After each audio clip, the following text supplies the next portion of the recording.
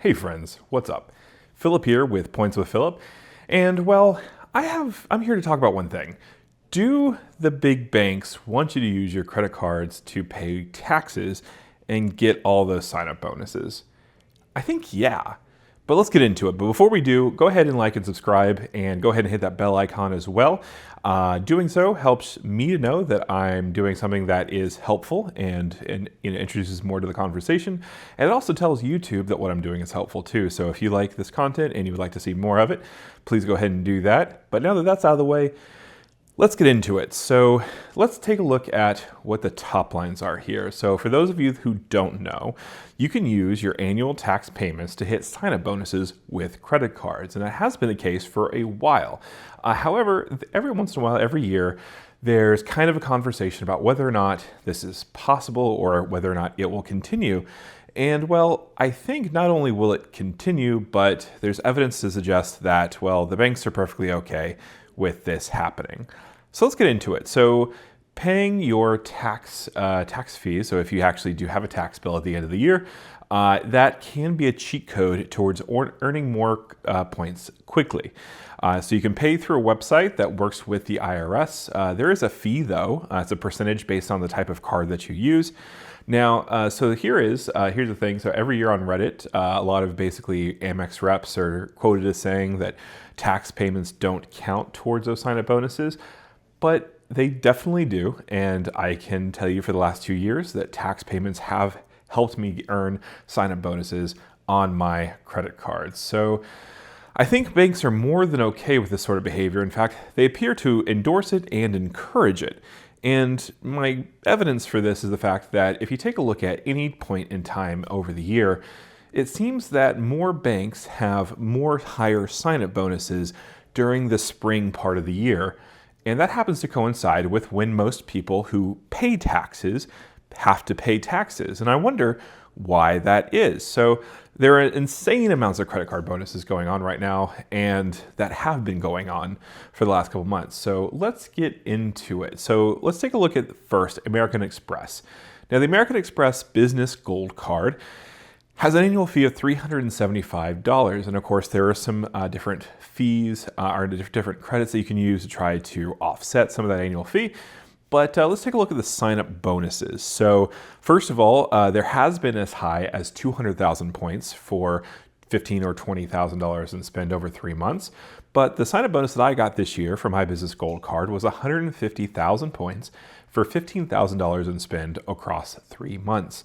So this started in February for me, but it still appears to be available and targeted for some people. So you can earn with this 4 points per dollar on 2 highest categories. Now, some of the categories include gas station purchases, cell phone wireless providers, there's also dining, things like that, right?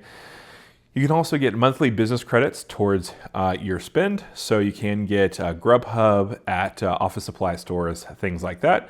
But there's a really, really high sign-up bonus. Now, there normally is there can be as low as 100,000, but there can be as high as 200,000 points for this particular card. Now, American Express definitely has more to talk about. So let's talk about the American Express Business Platinum card. So this card currently has a 250,000 point offer for $20,000 in spend over 3 months.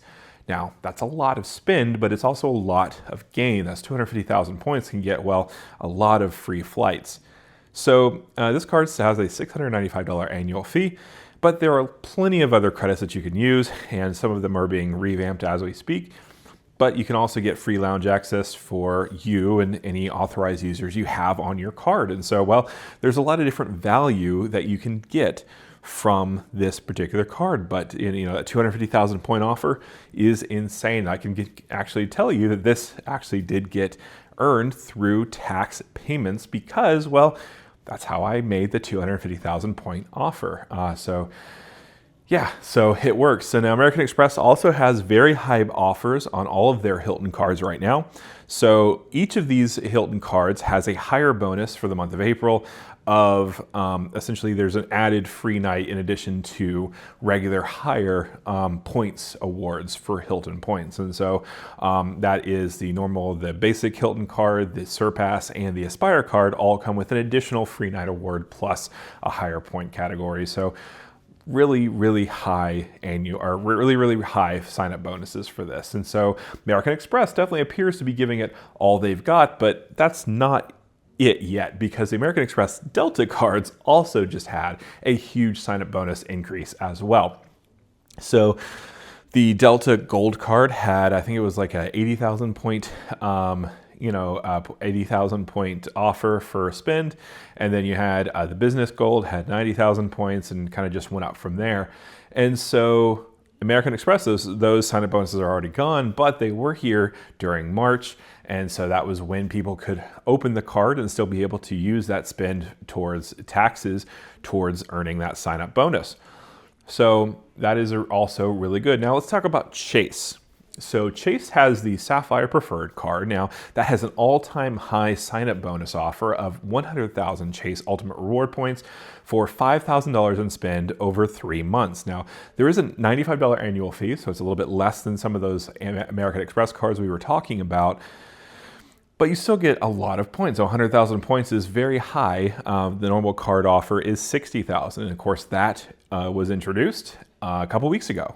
And so, well, that's a very high offer for Chase. So let's talk about some more Chase cards. So now the IHG cards through Chase have a much higher point value for the sign-up bonuses going on.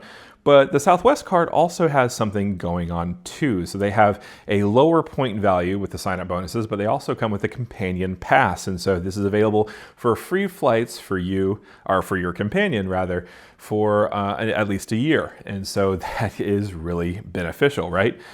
So Chase is definitely in on the game. American Express is definitely in on the game. What about Citi? So Citi has a lot of really highly targeted American airline card sign-up bonuses right now. I actually earned a targeted 80,000 point bonus for 4,000 in spend over 4 months. I think the regular bonus is like 60 or 65, but there is a regular standard 75,000 point bonus out right now. And so that's really helpful. Now the Citi Strata Premier also had an introductory sign-up bonus that went away in the last couple weeks, but it was at 75,000 points. And now it's for $60,000 in spend. So Citi is also in on the game. So it appears that banks already widely know that we can use tax payments for the card sign-up bonuses.